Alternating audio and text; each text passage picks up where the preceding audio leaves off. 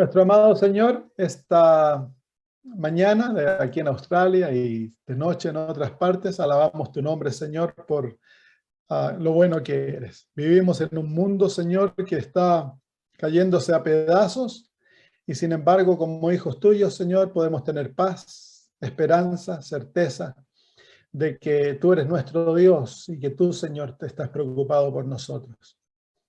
Señor, al orar pedimos por la nación de Ucrania, que se encuentra en un conflicto tan terrible con Rusia, y pedimos por tus hijos allá, Señor. Te suplicamos también por los civiles, las personas, Señor, que no tienen nada que ver en esta guerra que están sufriendo. Te suplicamos, Padre, que los protejas. Es una nación, Señor, libre, no hay derecho que otra nación le invada. Queremos pedir que tú los protejas, que así como lo hiciste en el pasado, Señor, tú envíes ángeles poderosos que confundan las fuerzas invasoras y que tengan, Señor, que eventualmente a retroceder y salir y dejar, Señor, a Ucrania libre nuevamente. Queremos pedir, Señor, en esta tarde, o en este momento, pedir por las inundaciones que están ocurriendo, Señor, aquí en Australia. Queremos pedir por las familias afectadas. Hay tantas de ellas, Señor, que tú te acerques en estos momentos, Señor, que lo han perdido todo, que tú, Padre, te acerques y hablas al corazón y que puedan, Señor, volverse a ti. Te imploramos también, Señor, por tus hijos alrededor de la tierra, por nuestra iglesia. Te suplicamos, Señor, de que tú cumplas tus promesas, que vas a enviar tu espíritu y que nos vas a reavivar y vas a levantar un pueblo, Señor, que va a llevar tu imagen. Y te imploramos que al continuar el estudio del libro de Romanos, nos hables, nos atraigas, Señor, y que podamos escuchar tu voz hablándonos individualmente, Señor, a nuestras necesidades, y que el mensaje, Señor, satisfaga el alma y que nos lleve, Padre, a confiar más y amarte más. En el nombre de Jesús. Amén. Muy bien, Romanos capítulo 1, alcanzamos hasta el versículo 4, si no me equivoco, la semana pasada. Por lo general, nosotros adventistas somos bien fuertes en el libro de Apocalipsis y el libro de Daniel. Y rara vez, a no ser que sea la escuela sabática, estudiamos otros libros. Ahora estamos estudiando el libro de Hebreos, que es un libro tan hermoso. Pero sí, juntarnos y hacer estudios bíblicos para estudiar otros libros, aparte de los libros de Daniel y Apocalipsis, es raro, pero debemos hacerlo porque debemos conocer todas las Sagradas Escrituras. Muy bien, voy a leer desde el versículo 1 en adelante para tener el contexto, pues muchas veces nos olvidamos. Pablo, siervo de Jesucristo, llamado a ser apóstol, apartado para el Evangelio de Dios, que había prometido antes por sus profetas en las Santas Escrituras, acerca de su Hijo, nuestro Señor Jesucristo, que era del linaje de David, según la carne, que fue declarado Hijo de Dios con poder, según el Espíritu de Santidad, por la resurrección de entre los muertos. Así que es la resurrección de los muertos que sella la realidad de que Cristo era quien él decía que era. Porque si Cristo hubiera muerto y no resucitado, entonces el apóstol Pablo dice en el libro de 1 Corintios capítulo 15 que nuestra fe es vana, es fútil, no tiene esencia. Porque si Cristo hubiera quedado en el sepulcro, habría mostrado que no era el Hijo de Dios, que no era Dios. Entonces es la resurrección de los muertos que sella la realidad de que Cristo es todo lo que él dijo que él era. Versículo 5 ahora. Y por quien recibimos la gracia y el apostolado para la obediencia a la fe en todas las naciones por amor de su nombre. Entonces aquí comienza algo que es muy típico en el apóstol Pablo, que todo lo que nosotros tenemos es recibido a través de Jesús. Él dice el versículo 5, ¿y por quién?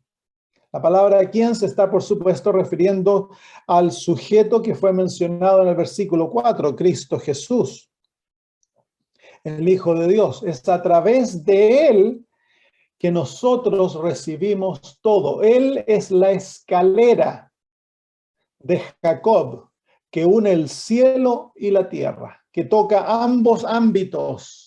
Con un extremo de la escalera, Él toca la tierra con su humanidad, Él toma la tierra con su divinidad, Él toma el cielo, es la escalera, y a través de esta escalera humana, o de esta escalera y divina, los ángeles de Dios ascienden y descienden entre el cielo y la tierra. Todas las bendiciones, todo lo que tenemos es recibido por Cristo Jesús. Todo, todo, todo. No hay nada que no venga a través de Él. ¿Por qué? Porque cuando nosotros pecamos, la paga del pecado es la muerte. El pecado es rebelión contra el gobierno de Dios, desobediencia contra sus mandamientos. Y en el pecar se encuentra el rechazo de todas las bendiciones que Dios nos dio en la creación. El aire, el agua, la energía para vivir, el alimento, la vestidura, todas las bendiciones sin fines que fueron otorgadas por Dios para nosotros, fueron rechazadas a la raza, al momento que la raza humana pecó. Cuando nosotros pecamos, le estamos diciendo a Dios, no queremos vivir bajo tu reino. Queremos tener nuestro propio reino, queremos hacer nuestras propias cosas. Y si Dios hubiera obrado con justicia, Adán y Eva hubieran muerto en ese mismo instante porque Dios les habría sacado el aire, les habría sacado el pulso de su corazón, la energía habría inmediatamente desaparecido, porque todo le pertenece a Dios, todo es de Dios, nada es de nosotros, nada es natural, innato en nosotros, todo el ser depende de Dios para vivir.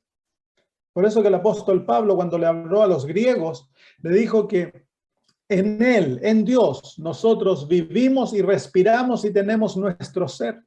Es imposible separarse de Dios. Entonces el apóstol aquí nos explica que es por Jesucristo que nosotros recibimos todo bien. Todo. Y aquí él usa el ejemplo, por Él recibimos la gracia o gracia. En otras palabras, Jesús es la garantía de nuestra existencia. Es por Cristo, es porque en el mismo momento que la raza humana cayó, en ese mismo momento Jesús comenzó su ministerio de intercesión por la raza. Él fue nuestro sustituto. Así que todo lo que tienes, sea poco, sea mucho, es de Cristo. Y tú lo tienes gracias a Él. Nada es tuyo. Tú mereces nada. Lo que tú mereces por haber pecado es la muerte. Así que tu vida es un acto de misericordia divina. Entonces aquí nos dice el apóstol que, ¿y por quién? Por Cristo recibimos la gracia. Recibimos la gracia. Esa palabra gracia es una palabra que usamos tanto en la iglesia. Yo pienso que cada vez que vamos a la iglesia, por alguna u otra manera se menciona esta palabra, la palabra gracia.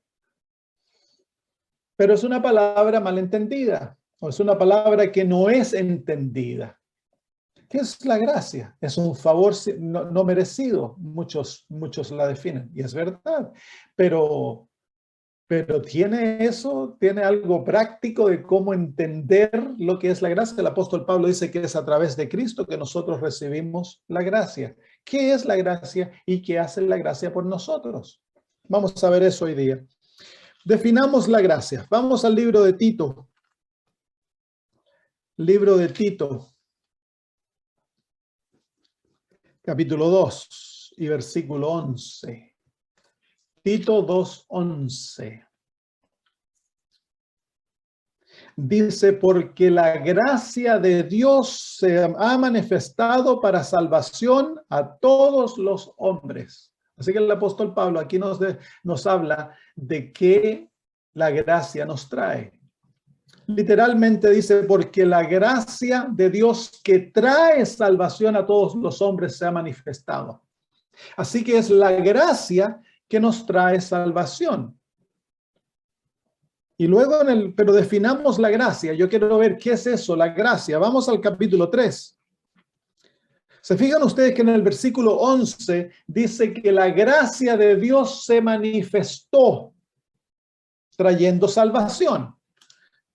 Quiero que vean eso, porque aquí el apóstol Pablo en el versículo 4 y 5 nos habla de la gracia sin mencionarla, porque él quiere que entendamos qué es la gracia. Mire, dice, pero cuando se manifestó la bondad de Dios nuestro Salvador y su amor para con los hombres, nos salvó no por obras de justicia. Se fijan que se manifiesta en el capítulo 2, versículo 11, se manifiesta la gracia y la gracia nos trae salvación.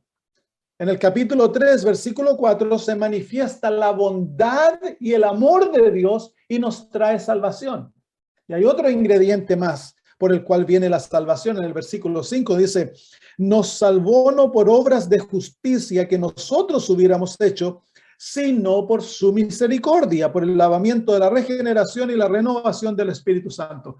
Así que, ¿qué es la gracia? La gracia es la unión de tres características, atributos del carácter divino: la bondad, el amor y la misericordia.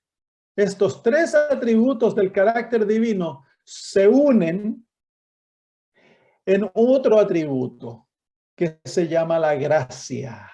La gracia de Dios es un atributo del carácter divino, es quien Él es. Y es ese atributo que lleva a Dios a otorgarnos salvación a pesar que nosotros no lo merecemos. La gracia es el atributo de Dios que lleva a Dios naturalmente a salvar al pecador. Miren en el libro de Salmos, capítulo 145. Salmos 145, versículo 8.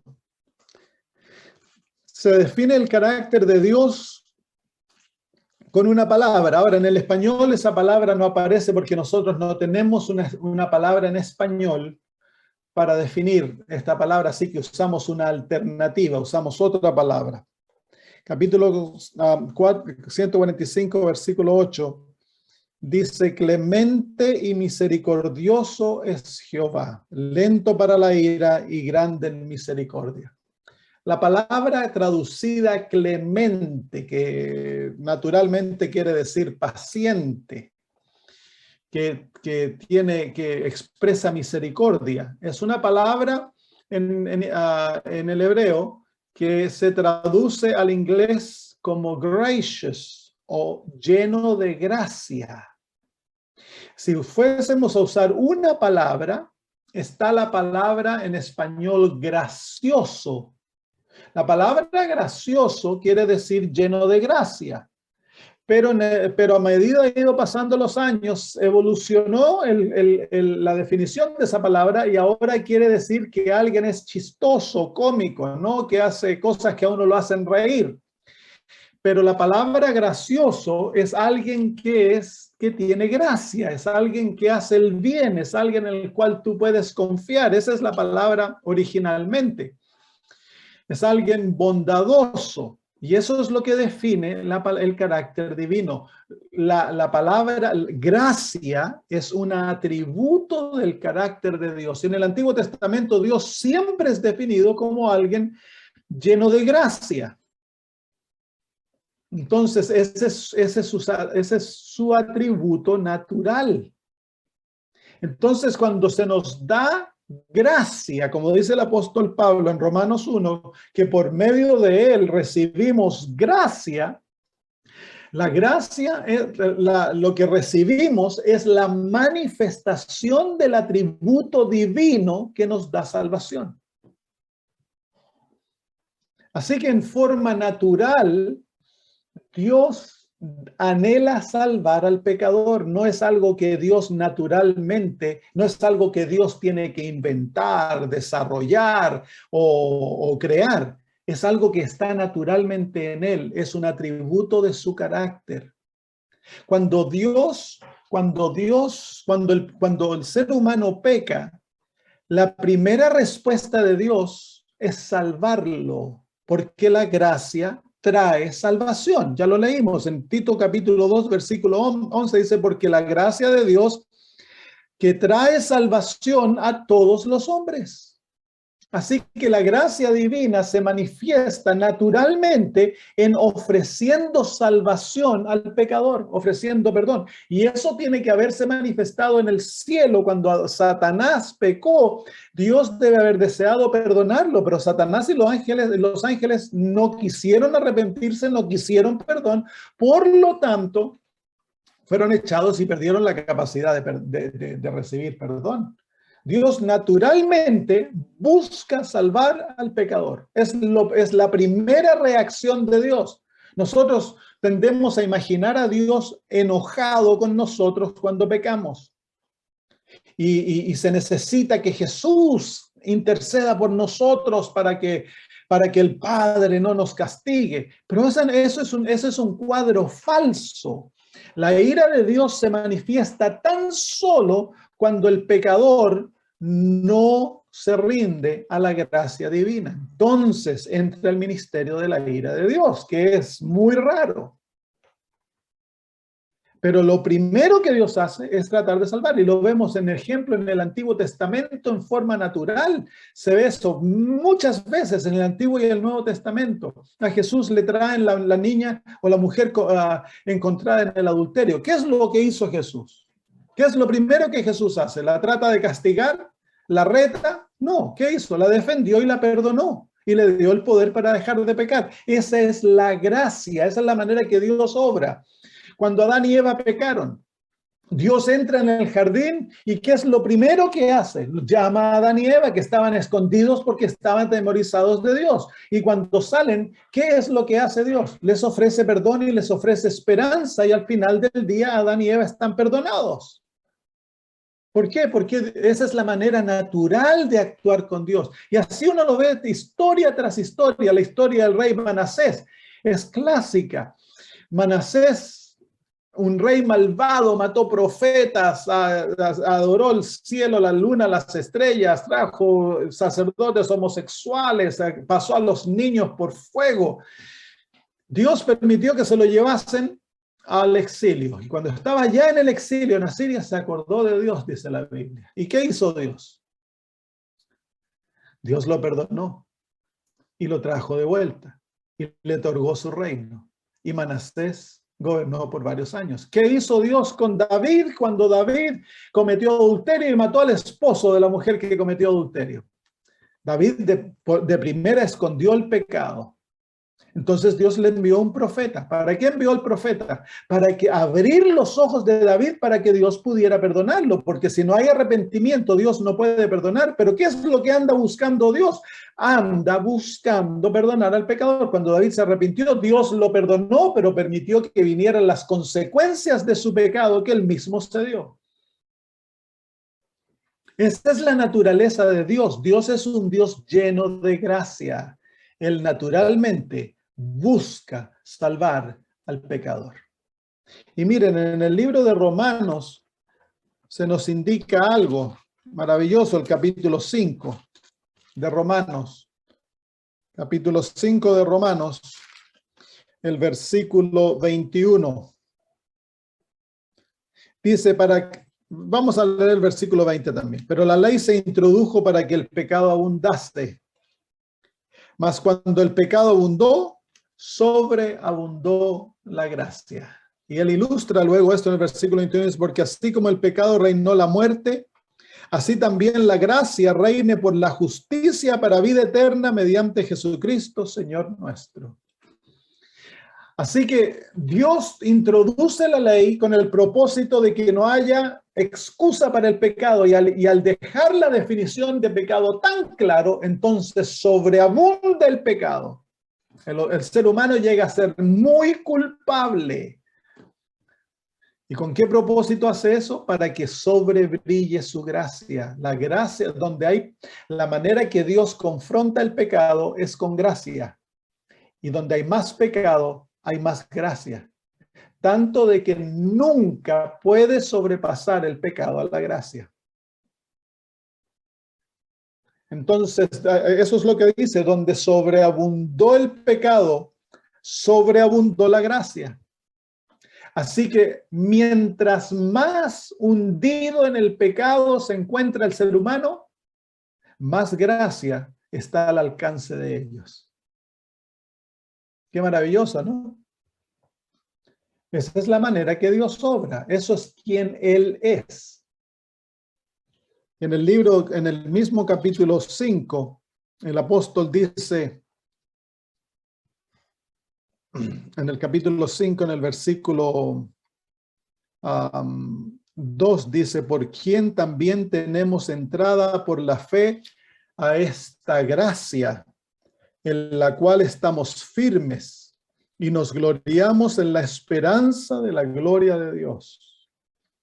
Entonces, la gracia es el atributo divino que lo ha llevado ahora a él a crear una realidad de gracia. En este mundo hay dos realidades en las cuales el ser humano puede existir. Está la realidad del pecado y está la realidad de la gracia. Cuando nosotros estamos en la realidad de la gracia, entonces no somos condenados. En la realidad de la gracia, a través de este maravilloso atributo divino, Dios ha hecho provisión para la completa restauración del ser humano. Y en la realidad de la gracia, Dios ha proveído para todas nuestras necesidades, ya sean espirituales, físicas, emocionales. Todo lo que necesitamos está ahí en la realidad de la gracia. Y dice la hermana White de que en el camino a Cristo, que Dios ha envuelto al planeta Tierra en una realidad, en una atmósfera de gracia tan real como el aire, dice ella. Y todos aquellos que escojan vivir en aquella realidad serán transformados en la imagen de Cristo. Así que la realidad, la gracia es una realidad en la cual a través de la experiencia de la salvación que nos es otorgada a través de la gracia, nosotros entramos en este reino de gracia donde Dios se relaciona con el pecador a través de su gracia. Y es a través de aquella gracia que somos transformados totalmente. Miren en el libro de Tito nuevamente. La gracia no tiene tan solo como propósito el perdonar al pecador.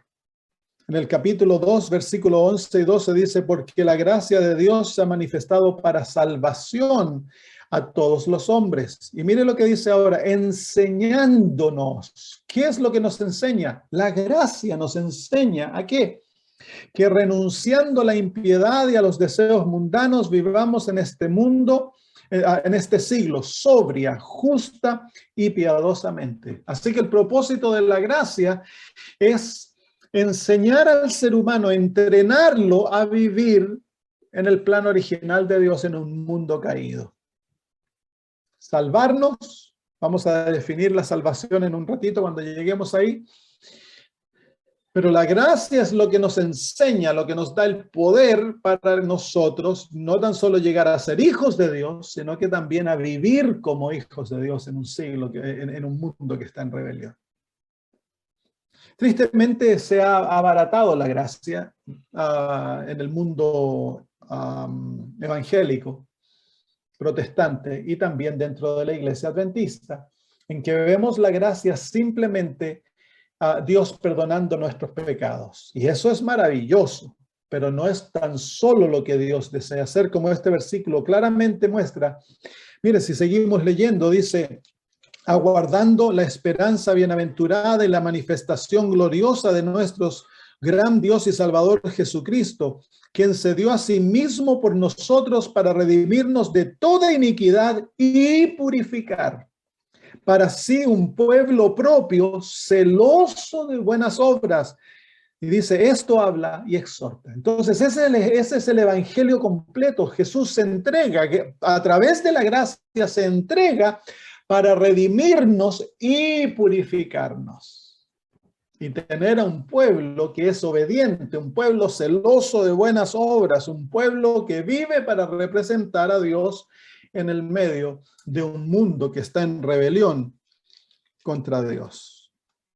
Así que ese es el propósito de la gracia. Muy bien, vamos entonces, ahora ya entendemos entonces qué es la gracia.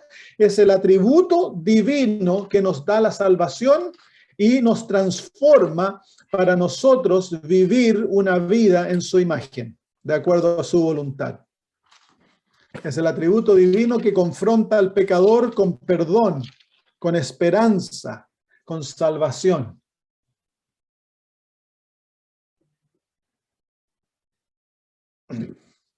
Muy bien. Versículo 5 del capítulo 1 de Romanos. ¿Y por quién recibimos la gracia?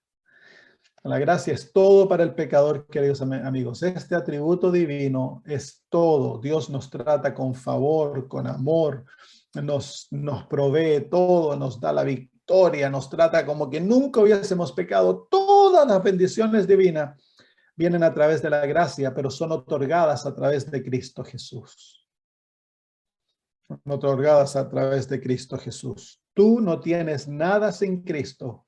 El que tiene al Hijo tiene la vida. El que no tiene al Hijo no tiene la vida. Y eso podemos nosotros decirlo en todos los aspectos de nuestra vida. ¿Y por quién recibimos la gracia y el apostolado? Así que recibimos la gracia e inmediatamente con la gracia viene el apostolado. ¿Qué es el apostolado? Es el Señor enviándonos con una misión. El momento que nosotros recibimos la gracia, nos hacemos deudores al mundo para llevar aquella gracia que hemos recibido a través de Cristo Jesús, llevársela al mundo. Eso es el apostolado. En otras palabras, en cierto modo somos todos apóstoles. Todos hemos sido enviados por Cristo Jesús con las buenas nuevas de la gracia divina. Así que tú has sido salvo para ser enviado por Dios para llevar el mensaje. Y eso es lo que el apóstol Pablo está hablando aquí. Así que el Señor te da la gracia, inmediatamente tú te vuelves misionero. Si no somos misioneros, si no predicamos el evangelio, si no obramos por el bien de otros, entonces hay algo en nuestra experiencia cristiana. El verdadero cristiano no puede vivir para sí. Y luego dice, para la obediencia a la fe en todas las naciones por amor de su nombre. Así que el apóstol aquí nos muestra el verdadero objetivo que la gracia juega en la vida de aquel que ha aceptado la gracia, que es llevarlo a obedecer por fe y por amor. ¿Te fijas lo que dice? Para la obediencia, y dice en el español a la fe. En el original dice para la obediencia de fe. En otras palabras, la obediencia es el resultado de la fe obrando en el corazón humano. Y dice, en todas las naciones, en otras palabras, Dios va a tener un pueblo en todas las naciones que le es obediente. ¿Por qué? Porque han recibido la gracia. Y la gracia los ha capacitado para vivir una vida obediente, pero esa obediencia tan solo es posible a través de la fe y a través del amor. ¿Por qué? ¿Por qué el amor? ¿Por qué la fe y por qué el amor? Vamos al libro de Efesios, capítulo 2. Efesios, capítulo 2.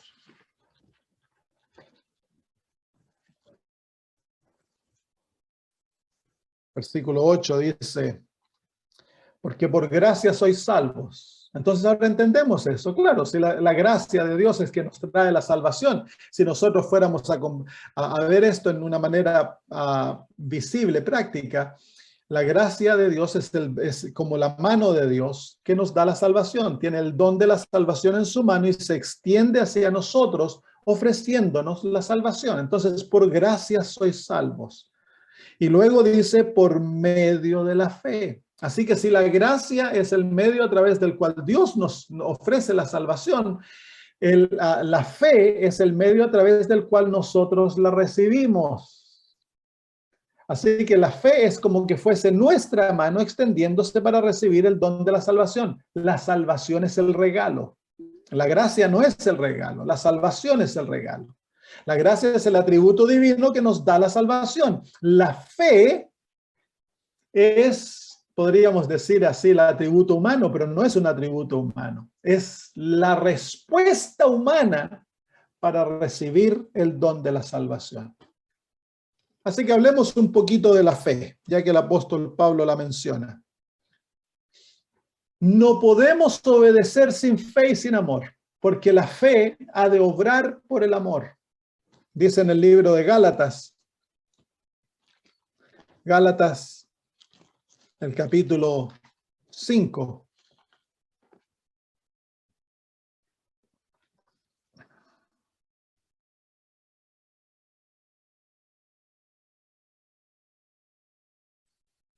Déjame buscar.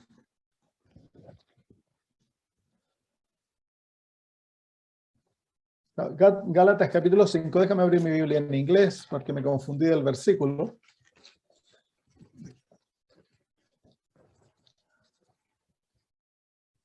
El versículo 6 dice, porque en Cristo Jesús ni la circuncisión vale algo ni la incircuncisión, sino la fe que obra por amor. Por eso el apóstol dice en Romanos capítulo 1, de que la obediencia de fe ha de ser motivada por el amor. Y si tú te das cuenta, todas estas realidades son don de Dios y vienen a través de Jesús.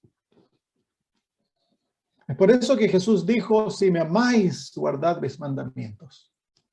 En el cielo no se acepta la obediencia legalista como obediencia. La obediencia legalista es una expresión del yo agrandándose y haciéndose parecer de que él puede obedecer sin someterse a la mente divina. La verdadera obediencia es una obediencia que reconoce que él no puede o ella no puede hacer nada sin Cristo, que somos incapaces de obedecer a Dios, que lo mejor que le podemos dar a Dios es estiércol.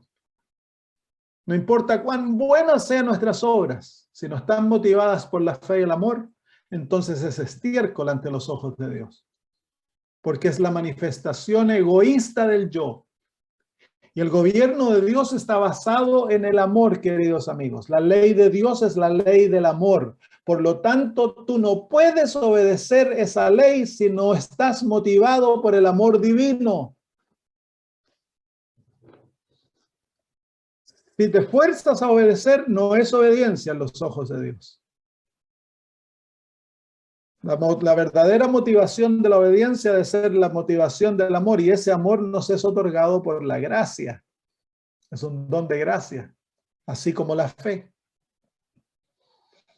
Entonces, la fe, ¿qué es la fe? Que es tan importante para nosotros poder recibir todos estos dones que son esenciales en la vida cristiana. Todo lo que Dios te lo da por su gracia. Y todo lo que el hombre recibe, ha de recibirlo por fe. Nada es por obras. Todo es por fe, a través de la gracia de Dios.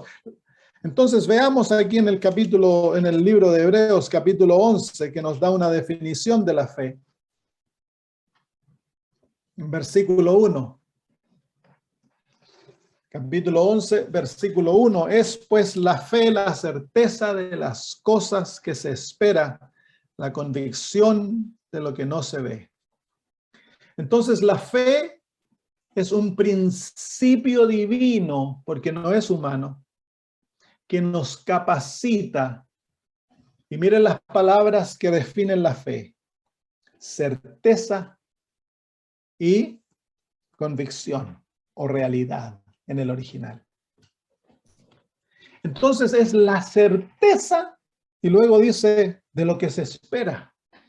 Entonces la fe te capacita para tener aquello que estás esperando tener. Ya lo tienes, pero estás esperándolo. Y te capacita para ver aquello que no ves. Entonces la fe es el principio divino que capacita a un ser humano para hacer realidad la palabra de Dios en su vida. La fe es el principio divino de relación. Miren, capítulo 11, versículo 6 dice, pero sin fe es imposible agradar a Dios, porque es necesario que el que se acerca a Dios crea que le hay y que es galardonador de los que le buscan. No podemos entrar en relación con Dios sin fe, porque la fe es el elemento básico de una relación con Dios. Porque para poder entrar en relación con Dios, debemos creer que Él existe y que Él es un Dios bueno, que Él galardona. Entonces, la fe te capacita primero para entrar en relación con Dios y luego para vivir en esa relación. La fe te capacita para apoderarte de su palabra y hacerla realidad en tu vida. Eso es lo que la fe hace. La fe vuelve una realidad la palabra de Dios en nuestra vida. Sus promesas, sus mandamientos, sus consejos llegan a ser reales en la vida y para nosotros dejan de ser teorías. Su palabra es certera, real, viva, más viva que la vida que tenemos. En el versículo 4 también dice, versículo 3 dice que la fe es entendimiento. Dice, por la fe entendemos haber sido constituido el universo por la palabra de Dios, de modo que lo que se ve fue hecho de lo que no se veía. Es por la fe. Imagínense, queridos hermanos, que cuando Dios comienza la creación no hay nada, está oscuro, no hay nada, no hay ni siquiera un universo. Un vacío, Dios tiene que crearlo todo. Y es por la fe que Dios lo obra. Dios vive y obra por fe. Es un principio divino. Y entonces lo que Él habla, producto de la fe, llega a ser lo que Él dijo que sería. Toda la creación es producto de la fe. Y tú y yo podemos ver aquello como real tan solo por medio de la fe. Si no hay fe, entonces lee las escrituras y la escritura es como estar leyendo chino. Pero al que tiene fe, la Biblia es viva, es tridimensional, la Biblia es personal, te habla a ti, entras en contacto con Dios y todas sus promesas son reales y las ves cumpliéndose en tu vida. ¿Por qué? Porque la fe es el principio activo que permite que esto ocurra. Entonces, la fe es la respuesta humana a la gracia de Dios. Pero a pesar de ser respuesta humana, la fe, el ser humano naturalmente no tiene fe. Se perdió cuando pecamos, porque el pecado erradicó de nuestra vida todo aquello que era divino. Entonces Dios nos da la fe como un don, es un don divino. Mire, vengan al libro de Hechos. Hechos capítulo 4.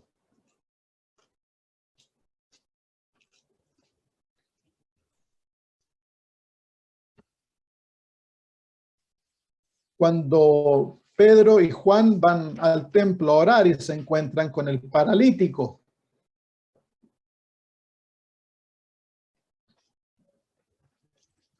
¿Ustedes se acuerdan de la historia?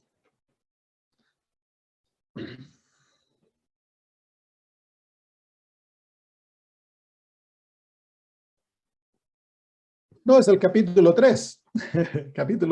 capítulo 3.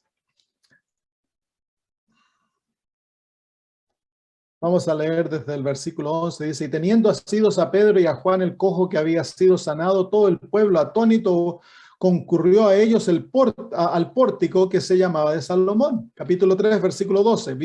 Viendo esto, Pedro respondió al pueblo, varones israelitas, ¿por qué os maravilláis de esto? ¿O por qué ponéis los ojos en nosotros como si por nuestro poder o piedad hubiésemos hecho andar a este? El Dios de Abraham, de Isaac y de Jacob, el Dios de nuestros padres, ha glorificado a su Hijo Jesús, a quien vosotros entregasteis y negasteis delante de Pilato, cuando éste había resuelto ponerle en libertad. Mas vosotros negasteis al santo y al justo y pedisteis que se os diese un homicida y matasteis al autor de la vida, a quien Dios ha resucitado de los muertos, de lo cual nosotros somos testigos. Y miren ahora él explica cómo fue sano el cojo. Y por la fe en su nombre, aquí a este que vosotros veis y conocéis, le ha confirmado su nombre, y la fe que es por él ha dado a este completa sanidad en presencia de todos vosotros. Quiero que se fijen en el versículo 16. Dice dos cosas en cuanto a la fe que obró para sanar a este hombre. Primero, dice versículo 16, y por la fe en su nombre, a este que vosotros veis y conocéis, le ha confirmado su nombre. Entonces, la fe en Jesús sanó a este hombre. Pero el apóstol luego dice, y la fe que es por él. Así que la fe que el hombre tuvo, que le dio sanidad, esa fe vino a través de Jesús. Dice que esa fe que es por él es Jesús. Así que la fe que es tan necesaria para tener una relación con Cristo es un don de Dios. En la vida cristiana, todo es don de Dios. Y ese don y esos dones nos son otorgados a través de la gracia. La gracia es el atributo divino que busca tu salvación.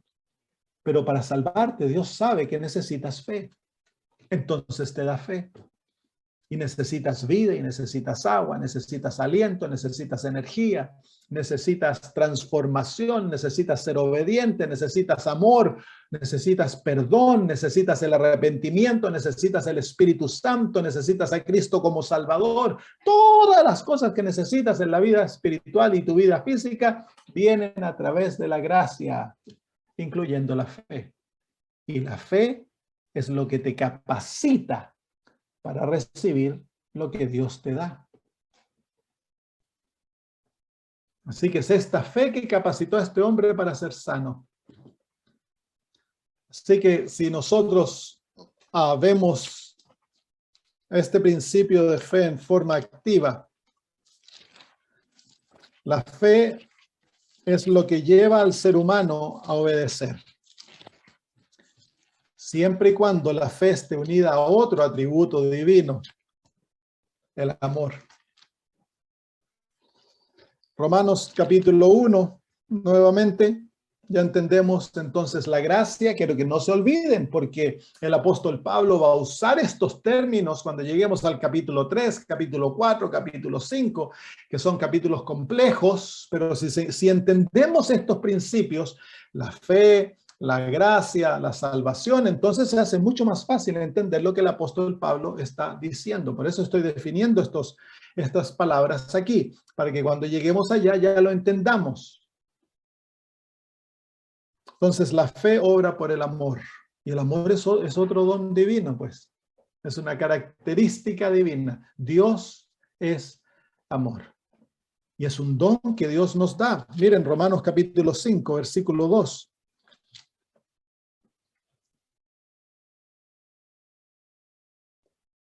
Versículo 5, perdón. Capítulo 5, versículo 5 dice, y la esperanza no avergüenza, porque el amor de Dios ha sido derramado en nuestros corazones por el Espíritu Santo que nos fue dado.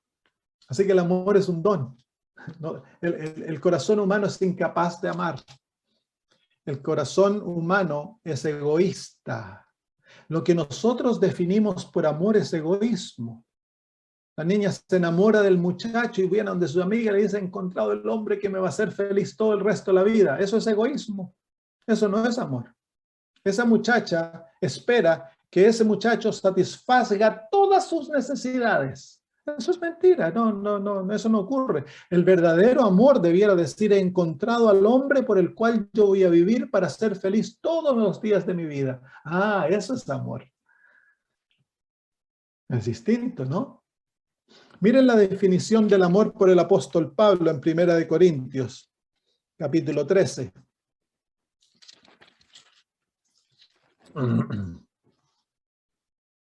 El amor es el principio más sublime del carácter divino.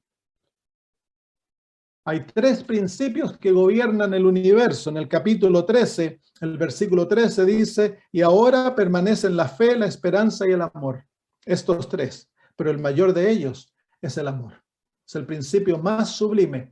Es el fundamento del carácter de Dios. Dios es amor. Por lo tanto, el amor es la base de su ley. La ley de Dios es una ley de amor. Por eso Jesús definió la ley en dos grandes mandamientos. Amarás a Dios, amarás al Señor tu Dios de todo tu corazón, de toda tu mente, de toda tu fuerza y con todo tu cuerpo. Todo. Y a tu prójimo como a ti mismo. Ahí está la definición de los dos grandes, de las dos tablas de la ley. Amor a Dios y amor al prójimo. Y el apóstol Pablo dice que aquel que ama a su prójimo ha cumplido la ley, porque el amor no busca el mal del prójimo. Así que el cumplimiento de la ley es el amor.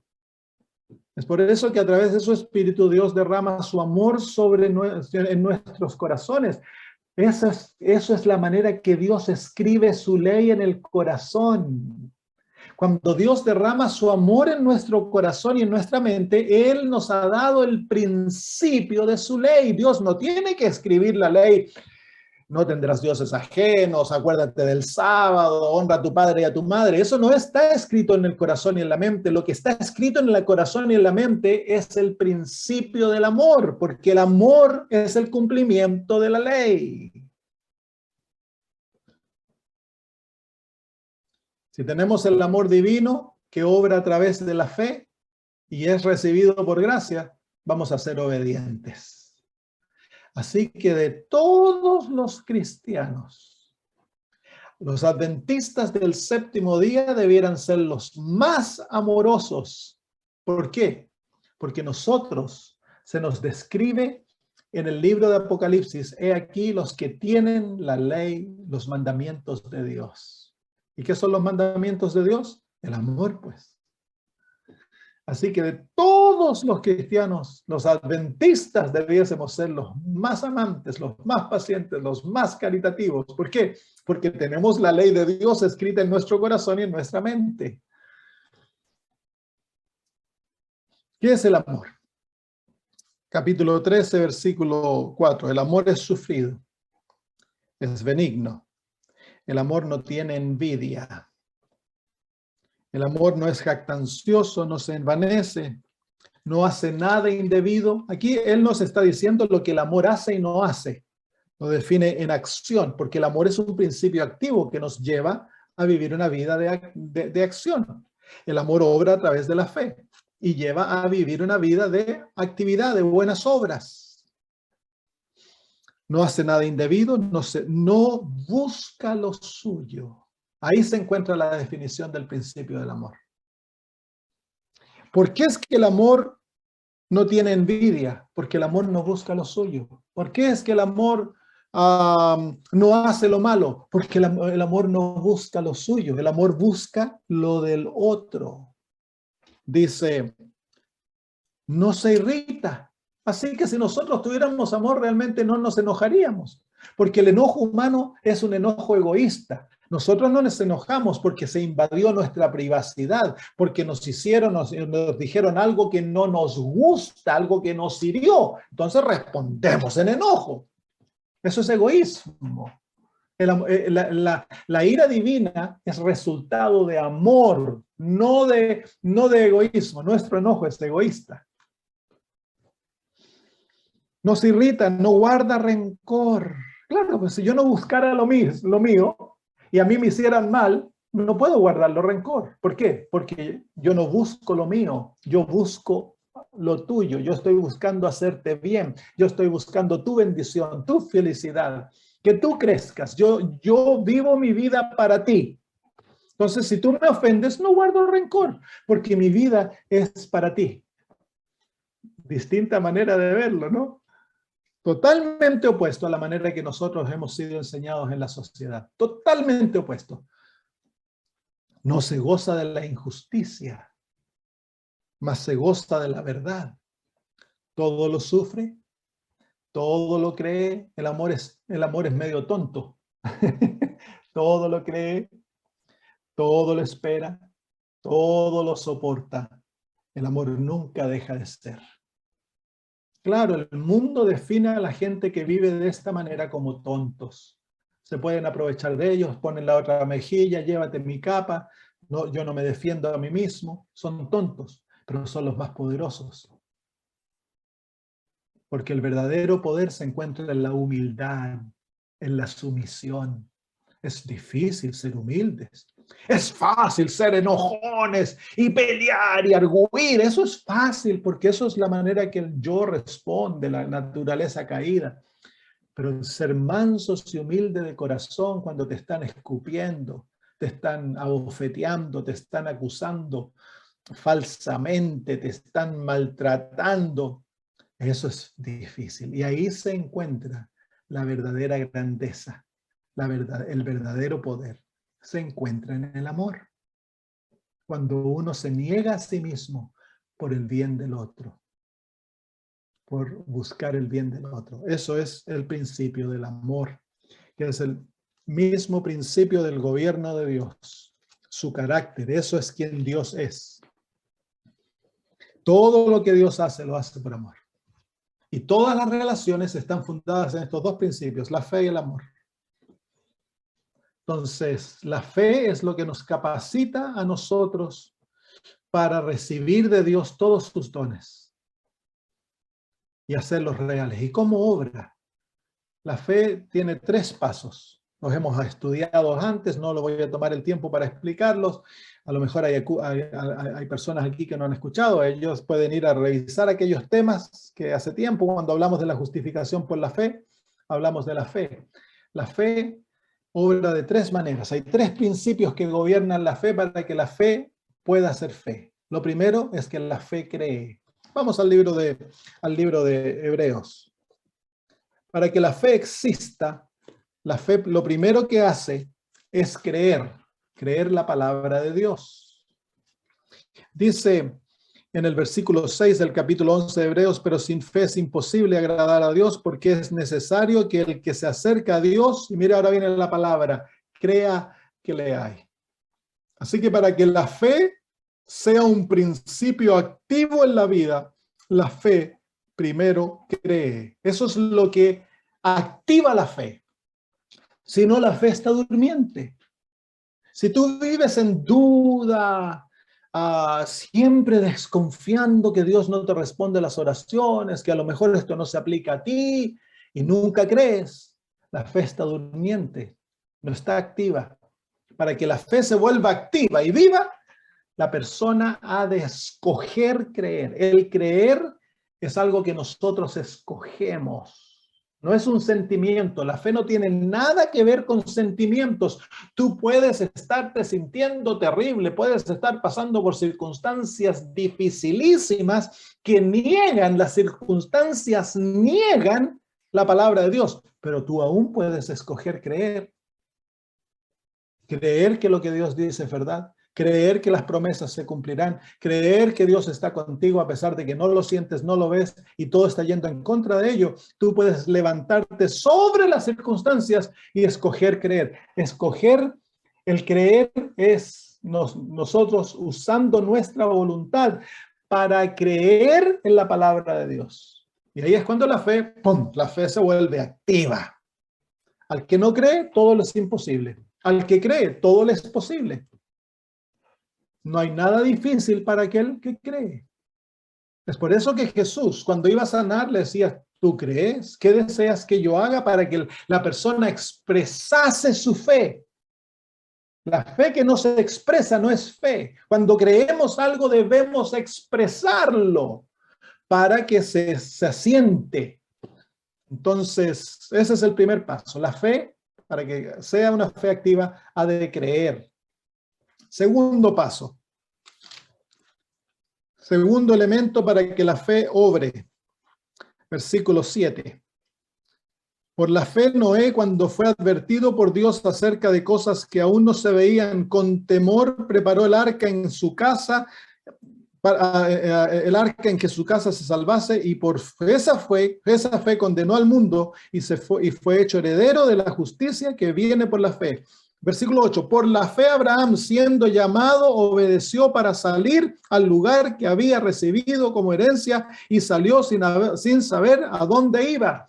¿Qué es lo que nos está hablando aquí? Es que la fe es activa, es un principio activo que motiva al que la posee. Una vez que el que cree, el creer tan solo no es suficiente. Cuando uno cree, la fe, ¡pum!, la fe escucha y dice, me están llamando, aquí estoy. Entonces la fe se pone activa, lista para la acción. Pero para que la fe sea fe, tiene que actuar de acuerdo a lo que se cree. Noé creyó que venía el diluvio. ¿Y qué fue lo que hizo? Él actuó inmediatamente y se puso a construir el arca para salvar a su familia. Entonces él creyó. ¿Y qué es lo que prueba que él creyó? Bueno, su acción. Abraham creyó que Dios le había dado la tierra. ¿Qué fue lo que hizo? Se fue a la tierra, pues. Obedeció la palabra de Dios que le dijo, sal de tu tierra y ándate. Él se fue porque la fe verdadera actúa y obedece de acuerdo a la palabra de Dios. Si yo digo yo creo, pero no actúo, es porque no creo. Es la actividad de la fe que muestra que yo tengo una fe verdadera, que la fe es genuina. El apóstol Santiago nos habla algo bien importante en cuanto a la fe.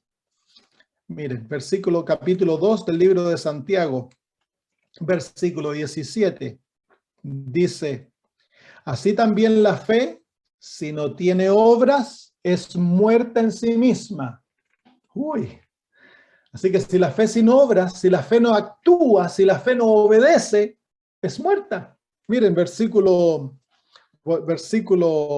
26, porque como el cuerpo sin espíritu está muerto, así también la fe sin obras está muerta. Así que el creer y el obrar van mano en mano en una fe genuina.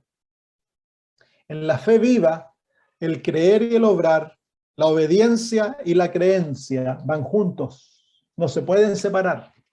Van tomados de la mano. Solo la fe que cree y obra es fe genuina, fe verdadera. Y el obrar es motivado por el amor de Dios. Vamos de vuelta a Hebreos, y ya con esto vamos a terminar, se nos pasó el tiempo. Hebreos capítulo 11, el tercer ingrediente de la fe genuina. Hebreos 11, el tercer ingrediente de la fe genuina. Aquí estamos repasando cosas que hemos enseñado antes. Dice, versículo 32.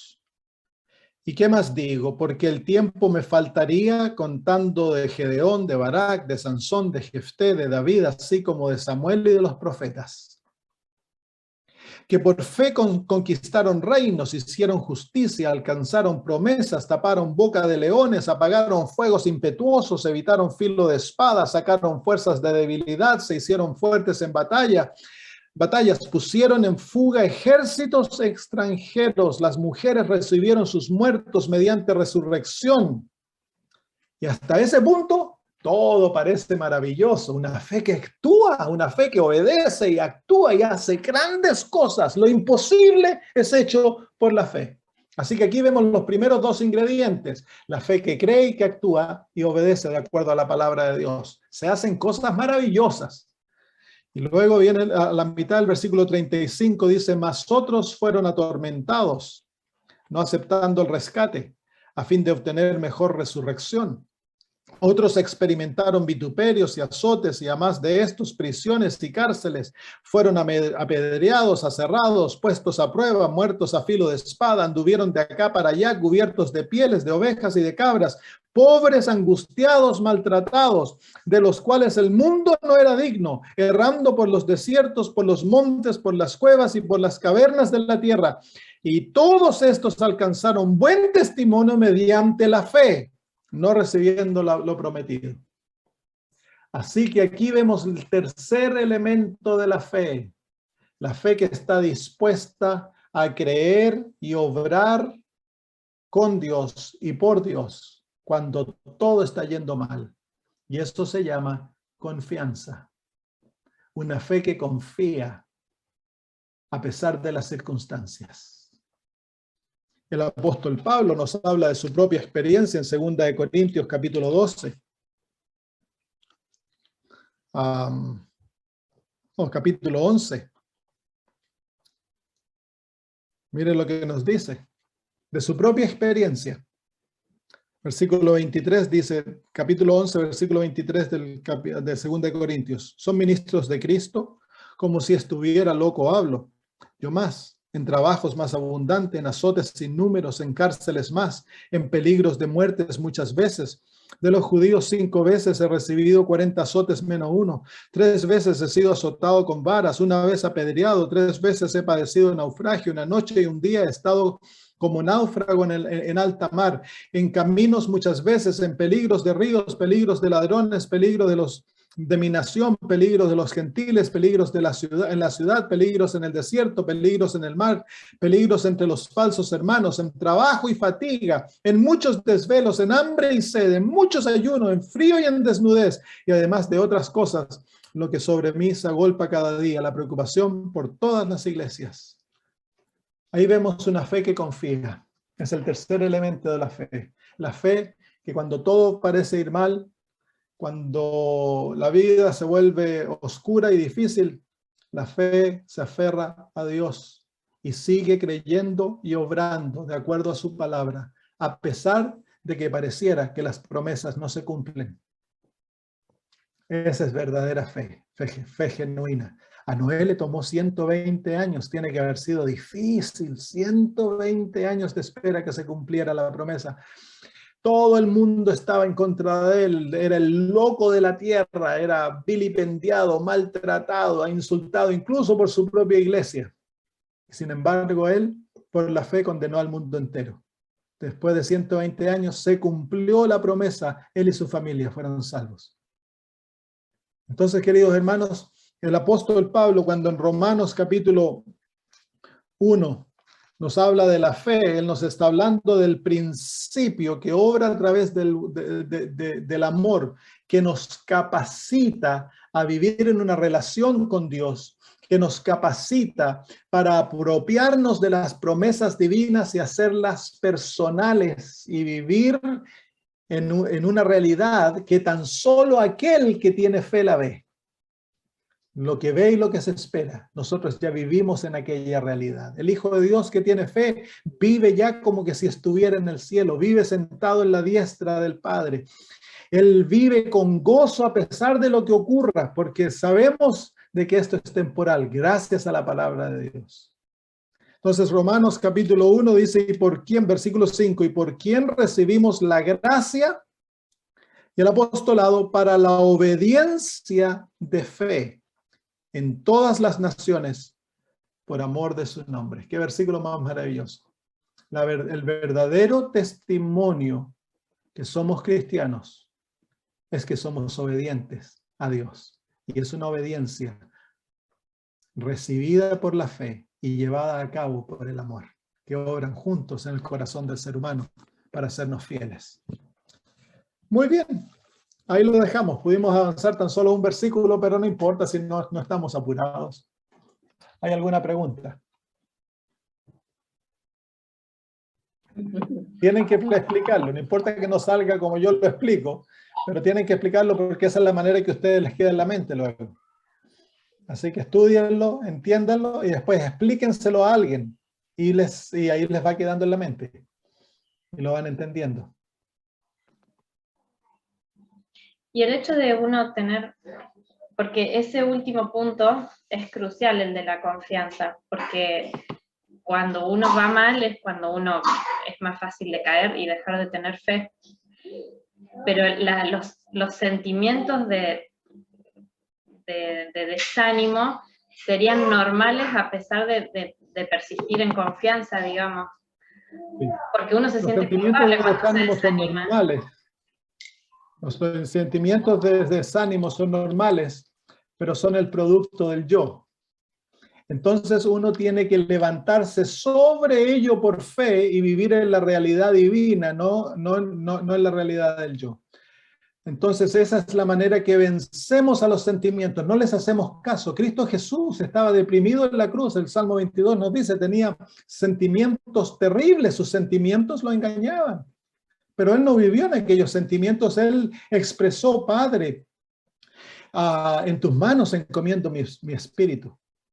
Entonces él se elevó de la oscuridad que lo rodeaba, interna y externa, a la realidad de la fe. Y fue aquella realidad que le permitió tener la victoria. Y esa es la fe de Jesús. Entonces, la confianza no es algo que viene en forma automática. El aprender a creer es algo que aprendemos porque estamos nosotros naturalmente condicionados a no creer. El aprender a obedecer y actuar de acuerdo a lo que creemos. El Señor nos entrena, Él nos va a poner en circunstancias que nos fuerzan a ejercer nuestra fe. Pero la confianza es el resultado de vivir con Cristo y ver cuán fiel Él es. Así que es parte de la madurez cristiana el confiar en Cristo Jesús, porque vamos a tener que confiar a ojos cerrados. Hay circunstancias que nos llevan a creer de que el Señor nos ha abandonado, que no escucha nuestras oraciones. Eso es mentira. Las circunstancias y los sentimientos son usados por Satanás para mentirte y tratar de desanimarte. Si nos apoderamos de la palabra de Dios y por fe vivimos por aquella palabra, entonces el diablo no tiene acceso a nuestra vida. ¿Por qué? Porque estamos levantados en un plano más alto que el de circunstancias y sentimientos. Pero hay que aprender a hacer eso. Entonces el Señor, para ejercitar la fe, permite circunstancias difíciles, porque es la única manera que la fe se ejercita y crece y se fortalece. Entonces hay que agradecer a Dios y alabarlo por las circunstancias difíciles. No importa cuán difíciles sean. Si el Señor, nada nos puede tocar a nosotros, a no ser que sea por permiso de Dios. Y cuando Él lo permite, es para nuestro bien y para el bien de muchos. No importa cuán difícil. Cristo murió y murió en una muerte terrible. Fue la voluntad de Dios. Sin esa muerte no podríamos haber sido salvos nosotros. Así que fue la voluntad de Dios que su Hijo muriese.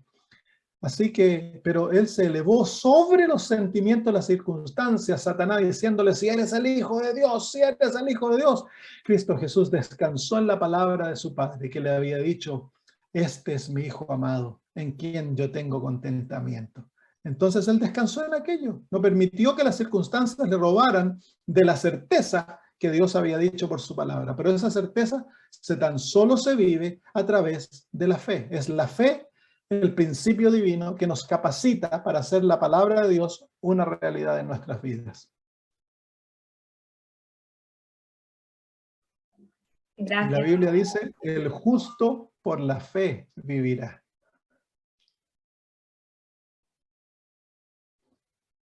Muy bien, ¿hay alguna otra pregunta por ahí, hermanos?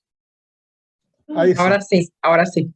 No, lo que le quería preguntar, pastor, ¿puede ser que algunas personas sean más espirituales que otras, o sea, que nazcan con una tendencia más espiritual? Porque hay personas que tienen más fe y otras personas les pasa una cosa y les pasa otra y es como que la fe no, o sea, como que no hiciera efecto, como que no. Siempre me he preguntado eso. Hay influencias heredadas y también prenatales que van a ayudar al bebé a ser más espirituales. Si los padres son espirituales, son gente de oración, aman a Dios de todo corazón, y durante el embarazo de la madre anda feliz, anda cantando, adora al Señor, ora mucho, el niño va a nacer con muchas tendencias espirituales. Lo opuesto es real también. Entonces hay seres humanos que viviendo en un mundo como el que vivimos, que es injusto, hay seres humanos que nacen con muchas deficiencias, incapacidades, pero nada que el Espíritu Santo no pueda revertir. Para muchos la batalla es mucho más dura que para otros. Entonces nosotros debemos comprender aquello. Cuando estamos en la iglesia, hay hermanos que tienen deficiencias bien profundas. Hay que tener paciencia, hay que ayudarlos, no hay que criticar. Entonces, sí, es verdad, hay cosas que no entendemos, pero hay realidades. Dios a todo ser humano le da una medida de fe, de acuerdo a lo que Él ve que necesitan. Pero también hay seres humanos que Dios les da especial fe, que es el don de la fe. Entonces, estos seres humanos tienen un don especial que Dios les ha otorgado, que es el don de la fe. Pero todo ser humano tiene fe y esa fe puede crecer, se puede arraigar, puede volverse un árbol grande si aprendemos a ejercitarla.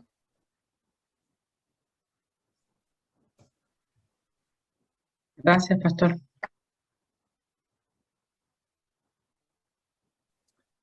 ¿Alguna otra pregunta, hermanos? Estas son cosas prácticas que es la mantequilla del pan en la vida cristiana. Esto es lo que realmente nos sostiene en la vida cristiana, es conocimiento práctico que hay que ponerlo en práctica día a día. Cuando pasamos problemas, por ejemplo, mi esposa y yo en estos momentos estamos pasando unos problemas familiares que yo se los explicara a ustedes qué harían, pero no entre nosotros dos, sino que tenemos problemas en familia que son terribles, terribles, terribles. Que hace unas semanas atrás escuchamos de cosas y aprendimos cosas que han sido, pero bueno, terribles. Nosotros no tenemos la solución, pero a través de la fe nos aferramos a Dios y confiamos. Y eso nos ayuda a no desesperarnos, a no vivir desanimados ni decaídos, sino que simplemente saber de que las promesas de Dios son reales y que te sostienen y te dan poder para vivir lo peor que la vida pueda tirarte. No hay nada que la vida te pueda tirar, para lo cual la gracia de Dios no ha hecho preparación. Y a través de la fe y del amor tú puedes levantarte sobre aquello y tener paz, tener gozo y confianza en Dios. Así que lo que yo les enseño, se los estoy enseñando porque yo lo he vivido. Y en este momento estamos viviendo una situación que si no tuviéramos fe nos habría destruido. Esa es la realidad. Así que alabamos a Dios por ello. Así que lo que yo te explico, trabaja, porque nosotros lo hemos experimentado en la cancha. En la cancha. Dice que los gallos se conocen en la cancha. Bueno, ahora estamos en la cancha y estamos jugando con un tremendo equipo. Pero nuestro Dios nunca nos abandona. Mi gracia es suficiente, dice Él, para ti. Porque mi fortaleza se perfecciona en la debilidad. Así que los problemas nos hacen débiles, nos ayudan a ver cuán incapaces somos, cuán ignorantes. Y eso nos lleva a depender de Dios. Entonces, en la debilidad somos realmente fuertes.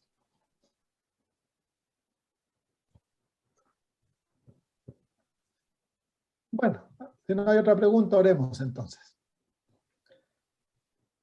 Nuestro amado Dios, te agradecemos por el mensaje de Romanos. Cuando lo desmenuzamos, Señor, hay tanto y tanto que comprender y ver.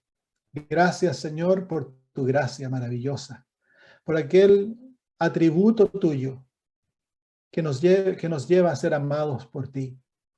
Que tú, Señor, buscas salvarnos, perdonarnos, restaurarnos y hacernos obedientes. Gracias porque a través de aquel atributo, tu gracia nos has dado todo lo que vamos a necesitar para nuestra salvación. Y gracias porque a través del atributo maravilloso nos has otorgado a Jesús. Y a través de él recibimos todo, Señor. Padre, queremos confesar que somos tan independientes. Dependemos tan poco de Jesús. Somos tan cortos de vista, Señor. Queremos pedir que abra nuestros ojos y nos muestres nuestra necesidad de Jesús más profundamente y que ahí veamos, Señor, la realidad de que en nosotros no hay nada.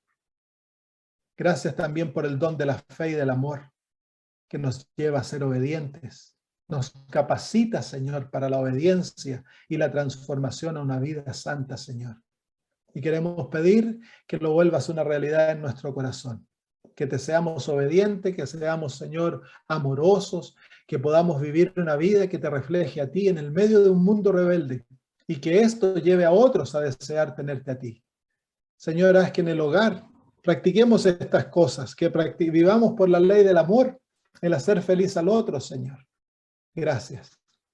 Te amamos, Padre, y te damos gracias por darnos tu amor. En el nombre de Jesús. Amén. Muy bien, queridos hermanos y amigos, que el Señor les bendiga.